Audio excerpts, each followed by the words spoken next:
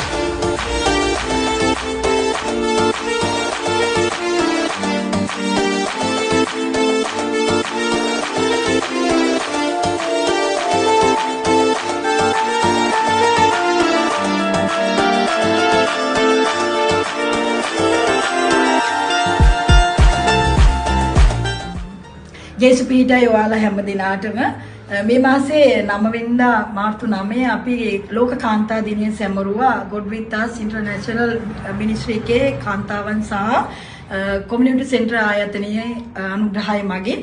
ඉතින් ඒකට අපිට මේ මිලානෝ නගරයේ විශේෂ කාන්තාවන් 3 දෙනෙක් අපිට උදව් වුණා. ඒ 3 දෙනා ශකීට් පෙරේරා මහත්මිය සහ ධම්මිකා චන්ද්‍රසේකර මහත්මිය, ඒ වගේම ඉවෝන් අනුෂා මහත්මිය. ඉතින් මේ අය බොහෝ කාන්තාවන්ට කුරුහරුකම් දුන්නා. මම මේක අවස්ථාවක් කරගන්නවා එයාට ස්තුති කරන්න.